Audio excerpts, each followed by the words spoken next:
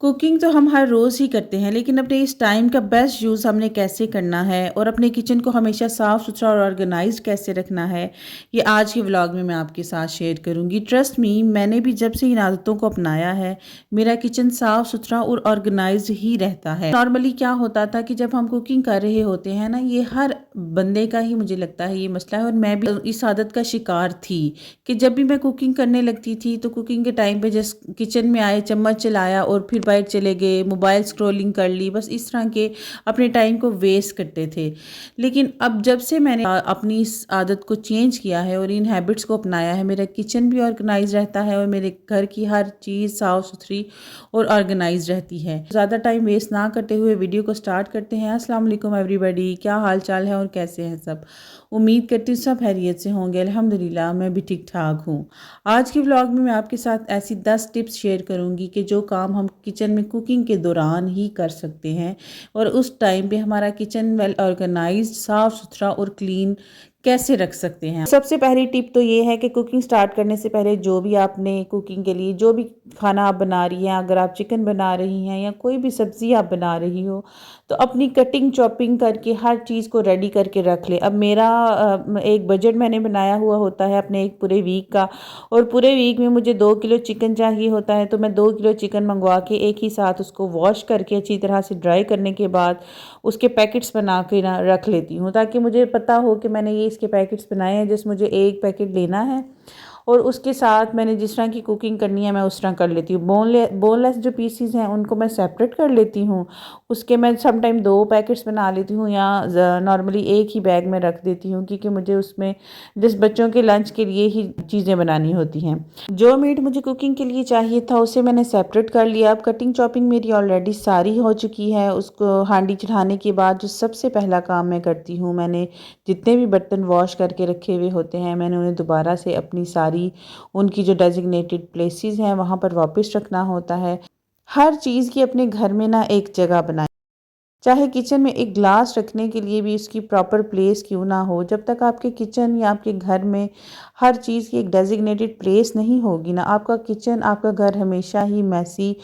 लगेगा। हर हर चीज़ बिखरी हुई ही लगेगी, चाहे आप कितनी ही कोशिश कर लें, चाहे आप सारा दिन भी लगी रहेंगी ना, तब भी आपका घर साफ़ सुथरा और ऑर्गेनाइज नहीं लगेगा, जब तक आपने हर चीज़ की एक डेजिग्नेटेड प्लेस नहीं रखी होगी। तो मेरा आपको यही मशवरा है कि आप अपने घर को अच्छी तरह से ऑर्गेनाइज़ करना चाहती हैं, तो हर चीज़ की एक प्रॉपर जगह बना लें। अगर आपने किचन में ही आना है, तो किचन के लिए भी आपने अपनी हर चीज़ को इस तरह से मैनेज करें, इस तरह से रखें कि आपके लिए हर चीज़ ईज़िली अवेलेबल हो। आप देखना, साथ ही साथ मैं कुकिंग करूँगी और साथ ही साथ सारे काम करूँगी। अब देखिए, जब तक मेरा चिकन मैंने उसके अंदर डाला, मैंने अपनी यहाँ से सारी जगह साफ़ कर ली। शेल्फ़ के ऊपर बर्तन धोने के बाद जो पानी इस टोकरी के अंदर से निकलता है, उसको भी शेल्फ़ को अच्छी तरह से वाइपर लगाकर ड्राई करने के बाद अब इस जो सेकंड काम मैं करती हूँ, ये काम मैं वीक में 1 दफ़ा या 2 वीक में 1 दफ़ा लाज़मी करती हूँ कि इस टोकरी को वॉश कर लेती हूँ। क्योंकि इसके ऊपर जब हम पानी वाले बर्तन रखते हैं ना, तो इसके ऊपर वाइट वाइट स्टेन्स बन जाते हैं, या सम टाइम जो डस्ट पड़ती रहती है उस वजह से भी ये गंदी हो जाती है ना। तो मतलब आप अभी देख भी रहे हैं कि कितना इसके ऊपर वाइट वाइट से जो निशान है पानी के वो भी हैं, और ये हाइजीनिकली भी हमारे लिए अच्छा नहीं है, क्योंकि ये जर्म्स ही होते हैं, ये जो मैल जम जाती है या वाइट वाइट से स्टेन्स लग जाते हैं ना, तो ये हाइजीनिकली भी हमारे लिए अच्छा नहीं है। तो वीक में या 2 वीक में 1 दफ़ा मैं इस को लाजमी वाश करती हूँ, और साथ ही साथ ना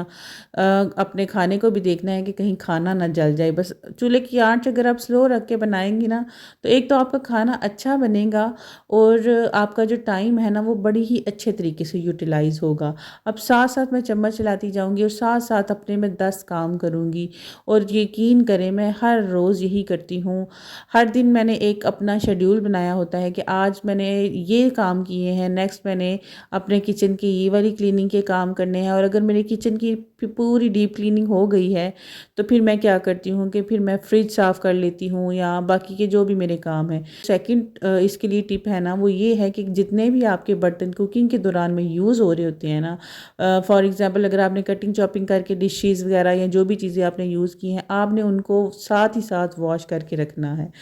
अगर हाथ के हाथ बर्तन धुल जाए ना तो किचन हमेशा साफ सुथरा और ऑर्गेनाइज्ड ही लगता है, क्योंकि सबसे ज़्यादा मैस बर्तनों का ही लगता है। नेक्स्ट, ये जो स्पाइस जार्स हैं हमारे, पूरा मंथ अगर हम इनको यूज़ कर रहे होते हैं तो इनको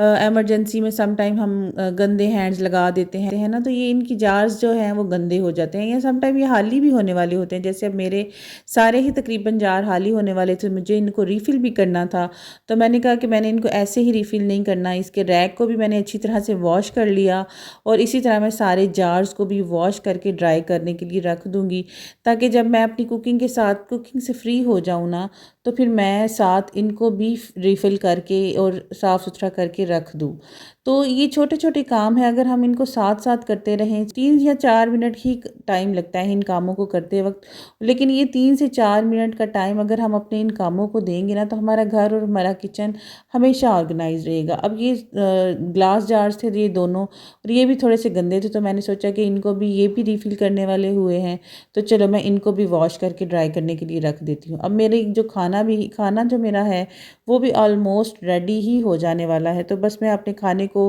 फाइनल टचेस दे रही हूँ। धनिया, इस पे मैं आपको एक हैक ही बताती जाऊँ कि अगर आपने धनिए को वीक्स के लिए भी स्टोर करके रखना है, तो इसको काट के वॉश करके ड्राई करके फ्रीज़र में रख दें। आपका धनिया 2 वीक 3 वीक कहीं भी नहीं जाएगा। अब नेक्स्ट टिप ये है कि हम ऑर्गेनाइज़र्स तो ले लेते हैं, चीज़ों को ख़रीद लेते हैं कि भाई ऑर्गेनाइज़र ले लिया, चीज़ों को ऑर्गेनाइज़ करके रखना है, लेकिन ऑर्गेनाइज़र्स में भी चीज़ें मैसी हो जाती हैं, या सम टाइम ऑर्गेनाइज़र्स गंदे हो जाते हैं। तो इनको भी, क्योंकि ये किचन में रखा है तो इसमें गंद ज़रूर हो जाता है, तो इसको भी मैं वीक में एक दफ़ा साफ़ कर लेती हूँ। अब जब तक मेरा खाना फाइनल टचेज़ में है, मेरा ओवन भी काफ़ी गंदा हुआ था, मुझे तकरीबन इसको ना 15 दिन हो गए थे मैंने इसको साफ़ नहीं किया था, तो मैंने सोचा कि क्यों ना मैं जस्ट 3 मिनट लगा और अपने ओवन को भी प्रॉपरली साफ़ कर लूँ। और अगर आप वाकई ही ये चेक करना चाहती हैं कि ओवन को साफ़ करते वक्त कितना टाइम लगता है, तो आप बेशक टाइमर लगाकर अपने पास रख लें और देखना 3 से 4 मिनट ही लगेंगे, इससे ज़्यादा आपका टाइम नहीं लगेगा और आपका ओवन साफ़ होगा।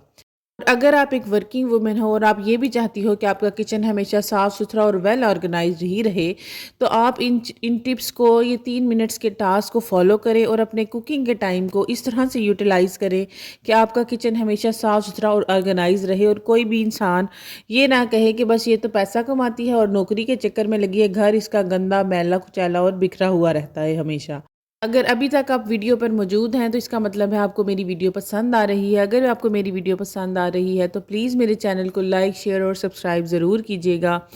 आपका एक लाइक, शेयर और subscribe being a single parent मेरी लाइफ की शायद काफ़ी सारी प्रॉब्लम्स को सॉल्व कर सकता है, इसलिए प्लीज़ मेरे चैनल को लाइक, शेयर और सब्सक्राइब ज़रूर कीजिएगा।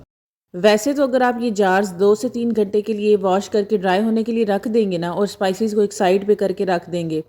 तो आपको इस तरह इनको ड्राई नहीं करना पड़ेगा। लेकिन क्योंकि मेरा किचन छोटा है और मैं इस तरह से स्पाइसेस को बाहर नहीं रख सकती थी, मेरे पास इतनी स्पेस नहीं है, तो इस वजह से मैंने इनको ये पेपर टॉवल से ड्राई करके तो इसमें सारे स्पाइसेस फिल करूँगी, फिर इन जार्स को इनकी डेजिग्नेटेड प्लेसेस पर दोबारा से वापस रख दूँगी।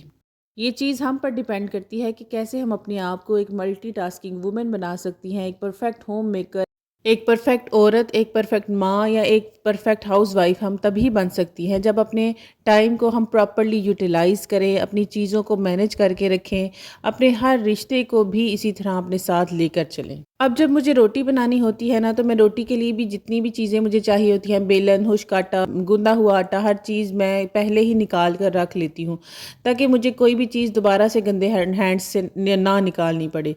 फिर जो मुझे रोटियां जितनी बनानी होती हैं, उतने पेड़े बनाने के बाद जो आटा गूंदा हुआ होता है उसको दोबारा से मैं फ्रिज में रख देती हूँ। और जब मेरी लास्ट रोटी, जब सारी रोटियां बन जाती हैं और जब जो लास्ट रोटी रह जाती है, उसको बेल कर तवे पर डालकर मैं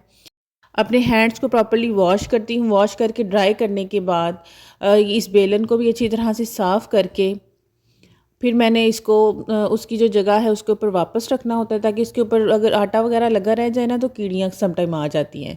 तो इसी तरह इस खुश्क आटे के डब्बे को भी साफ़ करके इसको भी उसकी जगह पर रखेंगे। साथ साथ अगर हम अपनी चीज़ों को समेटते जाएं, साथ साथ जो जो काम, अब देखें फाइनल जब तक मेरी रोटी पकी है तब तक मैंने अपनी सारी चीज़ें जो मैंने रोटी बनाने के लिए यूज़ की हैं उनको दोबारा से अपनी जगह पर वापस रख दिया है। अब ये जो सिलिकॉन मैट है, इसको भी मैं जिस टाइम भी रोटी बनाती हूँ इसके बाद इसको धो धोकर ड्राई होने के लिए रख देती हूँ। इस तरह ये जो है हमेशा साफ़ सुथरा ही रहता है। अगर इसी तरह आप भी अपनी लाइफ में पॉजिटिव चेंजेस लेकर आना चाहती हैं और अपने घर को और अपने किचन को हमेशा वेल ऑर्गेनाइज और साफ़ सुथरा ही रखना चाहती हैं ना, तो आप भी मेरी तरह ना अपने आप के अंदर देखें, एक दफ़ा अपने गिरेबान में झांकें कि आपके अंदर क्या चीज़ें हैं या क्या आदत हैं आपकी जो कि बुरी हैं, और कोशिश करें वन बाय वन अपनी जो तमाम आपकी बुरी आदतें हैं उनको छोड़ने की। इस तरह से आप अपने घर को, अपनी ज़िंदगी को, हर मामले में आप बड़ी कामयाब होंगी, हमेशा वेल ऑर्गेनाइज्ड रहेंगी। किसी भी सूरत, किसी भी काम में आप हमेशा वेल ऑर्गेनाइज्ड ही रहेंगी और हमेशा सबकी तारीफ़ें ही हासिल करेंगी। तो उम्मीद करती हूँ आपको मेरा आज का व्लॉग पसंद आया होगा। अगर आपको मेरा व्लॉग पसंद आया है तो प्लीज़ मेरे चैनल को लाइक, शेयर और सब्सक्राइब ज़रूर कीजिएगा और दुआओं में याद रखिएगा। इंशाल्लाह मैं भी आपको अपनी दुआओं में याद रखूँगी। इंशाल्लाह फिर से मुलाकात होगी आपके साथ इसी तरह के अच्छे मोटिवेशनल और इन्फॉर्मेटिव व्लॉग के साथ। तब तक के लिए अल्लाह हाफिज़।